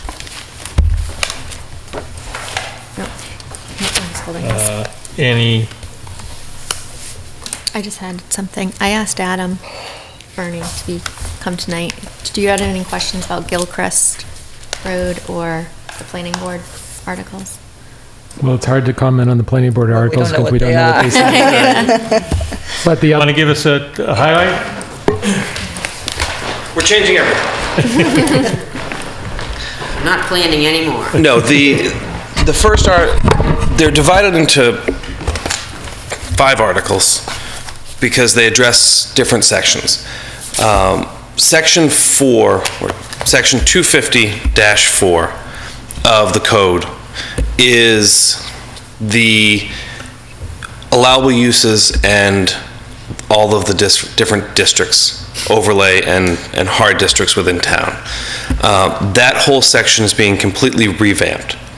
So if you've ever had an occasion to have to read the zoning bylaw, you know that you have to figure out which district you're in, you have to go to that district, you have to figure out what use you want to use, and it's all buried in text, and it's an odd hierarchy district to district, and you might find the same use in 2 or 3 different places that has slightly different definitions, some more than slightly. So what we're proposing is to add a standardized set of definitions in 4.1 that goes townwide. So this applies to any use anywhere in town and covers more contemporary definitions, more fleshed out definitions, more pointed definitions. And above that is a table that shows the different districts in town, all the uses defined, and notes where they're allowed and how they're allowed. And so that's the creation of a use table, so anyone can go to 254.1G and say, here's my use table, this is what I think my use is, here's where it might be allowed, let me go make sure that that works. In addition to that, the board reviewed all of the accessory uses and special design conditions in each of the districts and made, I'll call them minor changes. In some areas they were a little bit more substantial than in others, but they tried to be a little bit more consistent and pointed and take out things that didn't make sense in today's environment or that may have been reactionary to previous issues, so that going forward they're getting the types of developments that they want. In the second article, which I believe would now be 29, is the overlay districts. And you'll notice there are 2 I think they're proposing to strike. No, I'm sorry, there's a hard district, the retail commercial, they're proposing to strike. It covers 3 parcels, and that's what the 5th article is changing the zoning map to pull that into the adjacent commercial district. And if you look at our current zoning, retail, commercial, and commercial are substantially the same district, with some very minor variations. And this is one, again, 3 parcel area in town on the corner of West Townsend Road and Mass Ave. So it's already allowed to be developed commercially, so the discussion with the board revolved around continuing to allow it to be commercial, but having a singular commercial district. And then within the overlay district, it's tightening up some of those districts. The Whalum district, I think, is probably the one that has the most substantive changes to it. And even that is more clarification than it is substantive change. It removes The Whalum overlay district, not Yes, the the Whalum overlay district. The Whalum district is the entire district. Correct. Removes one bar for being able to apply certain things within that district and clarifies who would have industry over certain applications under that overlay district. So does it clarify the density? In Yes. that? Okay. Well, it clarifies it in so much as who would have the authority over the density and what process that density would be determined through. Okay. It doesn't put if you do this, you get this many units. It says the planning board, through the special permit process, determines the density based on the project location and the specific proposal. Okay. It removes the 10-acre language so that anybody can apply for that special permit, And it would be up to but the it's still up to the planning board. They could say, you get a density of 1, or they could say, okay, let's work together and find out what a reasonable project is. Is there criteria outlining on which they make that decision? There is, to a certain degree. It has to be connected to sewer and, there's bedroom and height requirements, but nothing that says if you do A, B, and C, you get this. Okay. You have to have these in order to ask for this. And they're looking to strike the Route 2 overlay district, which I don't necessarily understand the function of at this point. It pulls all of I the... didn't even know Route there 2 was. or Route 2A, I'm sorry. Okay. It pulls up all the underlying uses from the existing zoning below and requires you to do additional things in order to use the district. So it's essentially asking you to do stuff that you don't have to do if you do those same uses in the underlying district. I don't know that anybody's ever filed a special permit under it, so they felt it was just words that didn't need to be in there. And then finally in there, there's some language within the Summer Street overlay that's a little bit confusing in that the ZBA has special permit granting authority over certain areas and the planning board over other areas, and the uses are not equitable across the district. They're based on the underlying zoning. So the board looked at eliminating that and actually deciding what they thought was functionally and, geographically appropriate for the Summer Street overlay district, and actually putting it within the use table that these are the uses and this is how they're allowed in Summer Street overlay. And where does it leave the authority of the ZBA? The ZBA becomes the special permit granting authority for uses that require a special permit. Okay, and the ZBA has been approached about this? The ZBA has been sent all of the articles back probably close to a month ago to review. And the logic behind that is when you do a project and there's a use special permit required and there's a design site plan required, trying to ferret out those two things in one board can sometimes muddy the waters. And oftentimes having one group look at the use and one group look at the actual I don't physical disagree. location. I think it makes it but cleaner, but I just want to make sure yes, the they ZBA have is been on notified, board. and I do have it on my calendar to follow up with them as we go Okay. forward. And it'll be something that we have our public hearing on Monday, so we'll be looking for any input prior to that. And then, I'm sorry, go ahead. On all the articles, in the ones that you're going to talk about too, certainly on the first one where you're doing a wholesale revision, you can't do a red line version, but I would be interested to have whatever you have that says, here the definition was here, and the others were here, and now we're going to all these. Which There's a ones- full red line version. Okay. And that it has been provided to the town manager, and I believe that's what she intends to post on the website. So it shows what we're taking out, what it looked like before, and what we're proposing now. But we're not going to print those for town meeting, are we? One of them 61 pages, another is 35 pages. 35 And pages. Is No, one on the website now? They're going to So- be on the website, they're going to be in the town clerk's, our office, the planning board's office. And then you'll give a synopsis of those changes at correct. town meeting. What I'm working on right now is, I'll call it a leaflet, but it'll probably be multiple pages, and Okay. usually that's more of a packet. Okay. So, and, the final thing is the final article for section 4 is what I've sort of deemed the special uses, which would be solar and medical marijuana, registered marijuana dispensaries. So in there, they're not touching the solar bylaw at this time. That will be, they're on the calendar for the board to start taking up in their next sort of round of revisions, because there's some more structural and wholesale changes that need to happen in order to get it on this agenda. We didn't feel it was going to work. And within the RMD bylaw, they're looking at prohibiting outdoor cultivation in the residential districts, and adding a firm 500-foot setback from any residential property line.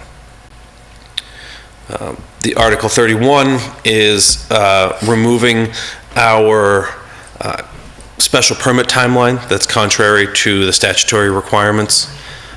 So I guess this is probably real wood. Hopefully that will go through pretty easily, and really all we're doing is adding a reference back to the statute that says this is the timelines, and you follow that.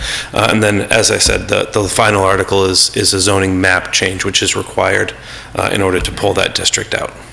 So that's, Article 32 is the only part where you're moving from retail commercial to commercial? Or are you having other places that you're eliminating? That's the only part. That's the only place retail commercial exists. What is along Route 2A? That's all commercial. It's all commercial. I thought I thought it was limited, I thought it Well, was, there's some limited. Limited Excuse me. business. I There's thought it was from the limited village business. center to Chase Road is mostly limited business residential with a blend of commercial as you get towards Chase Road on the southern side. okay, The remainder of that, of 2A to the Fitchburg line, is commercial. yeah. When you get out to the west, or the east end of 2A, there's pockets of commercial and that one very small pocket of retail. And where is the pocket of retail commercial? On the northeast corner of Townsend Harbor Road and Mass Ave. And it's actually the rear, because the So it's road. behind the puppet theater? It is the puppet theater, I think, as a matter of fact. That's the darker color. Correct. And what is the light, what's? The light red is commercial. So the retail commercial is adjacent to the commercial, Okay, I and see. it only covers those 3 parcels or 4 Commercial- parcels in the back. Commercial So, is Route 2A. correct, and we would just be, Pittsburgh until the police station, the boatyard. give or take, yeah.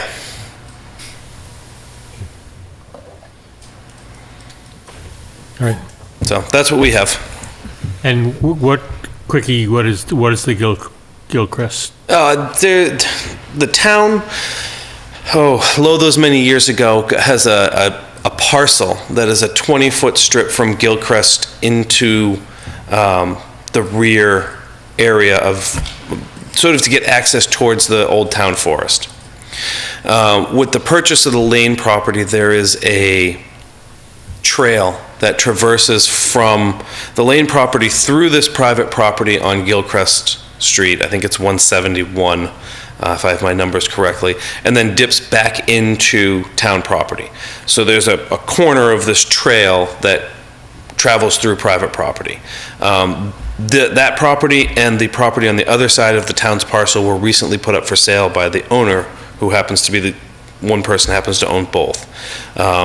I think within 24 hours they were under agreement, and the person who is potentially purchasing them is looking to be able to link them with the town's 20-foot parcel.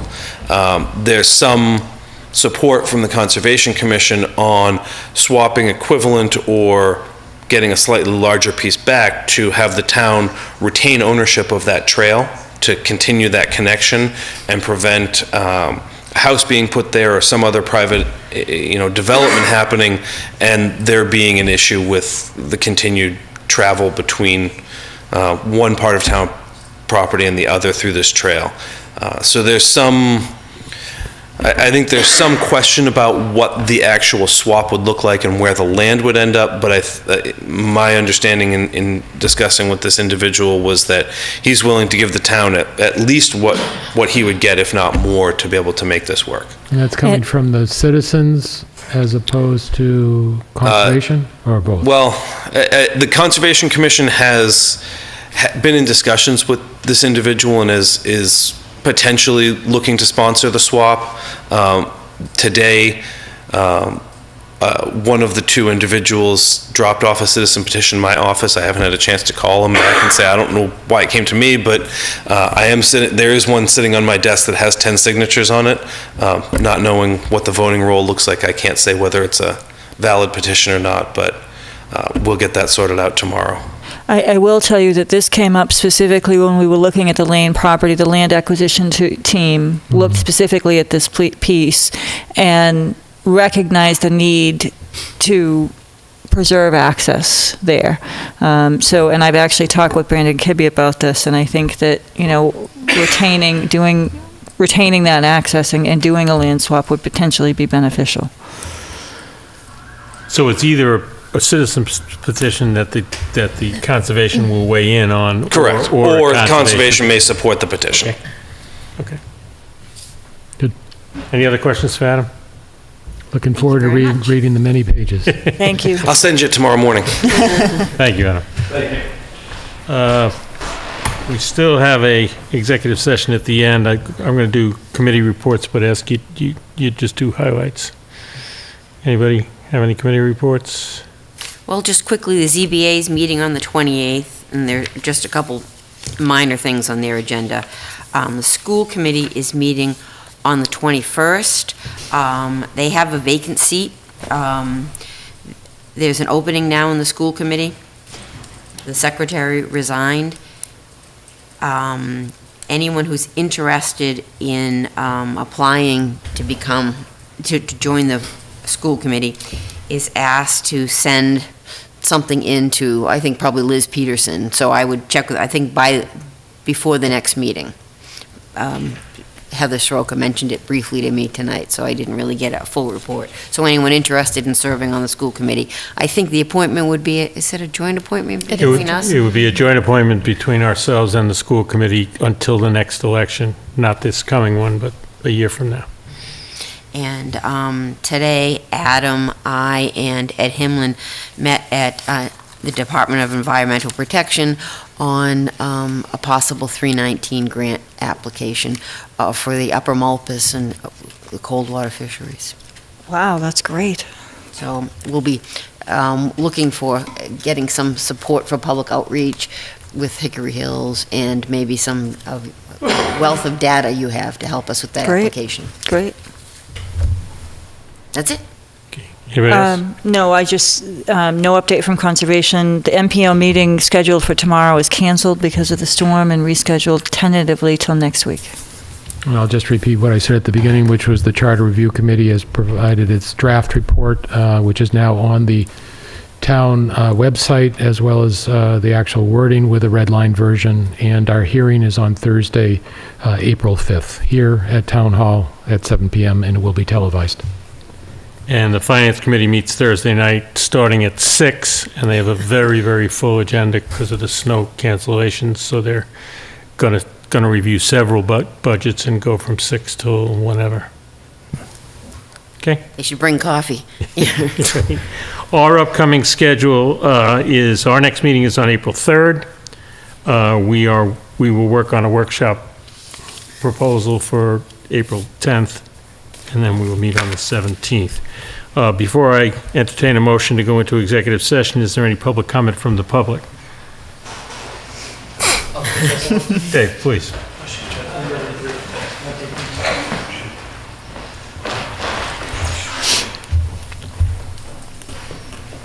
Where you wanted to keep the meeting moving, I wanted to make a public comment back in the Town Manager's Report, and it's a very brief question.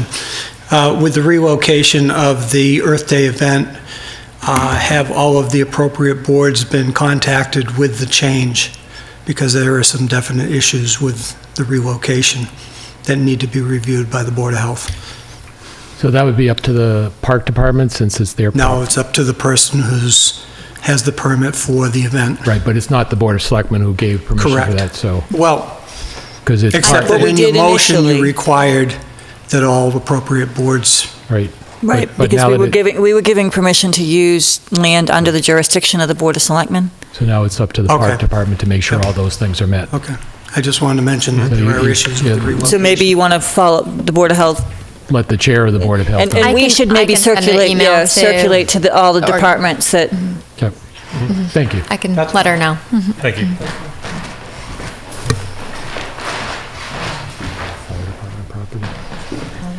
Hi, it's Katie Adams from Williams Drive, and I just wanted to make a brief comment tonight and thank Paula for the discussion on economic development and moving forward.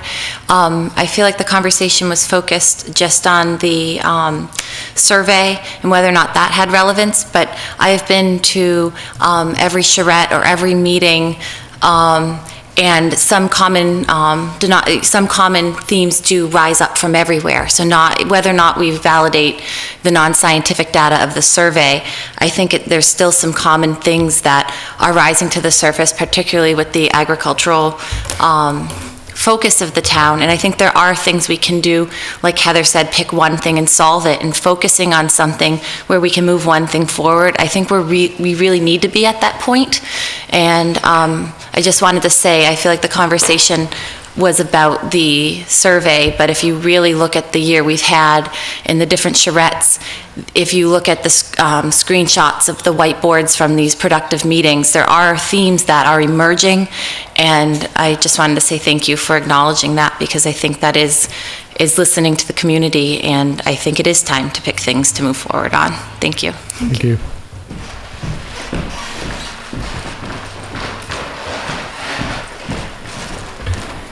Greg Bittner, 129 Pleasant Street. I'm also the chair of planning. I first want to just voice some frustration that I wasn't called on to participate in the economic development discussion. As chair of planning, I am available at any time. I would like to engage in that discussion.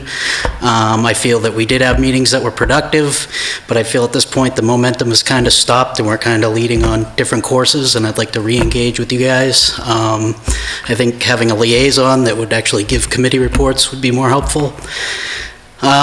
So we are planning on trying to put out surveys regarding economic development specific to solar and marijuana, because those are two things that are coming up that we need to address.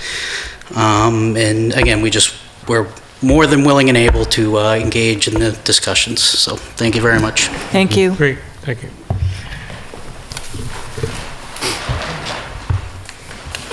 I'll now entertain a motion to enter executive session under Mass General Law, Chapter 30, Section 21, Reason Number 3, to discuss strategy with respect to collective bargaining or litigation if an open meeting may have a detrimental effect on the government's bargaining or litigating position, and the chair declares so. Now, this is in regards to the public employees, local Union 39 DPW employees, not to return to public session. So moved. Second. All those in favor, Mr. McQuaid? Aye. Mrs. Luck? Aye. Ms. Bertram? Aye. Mr. Ebersol? Aye. And I for myself.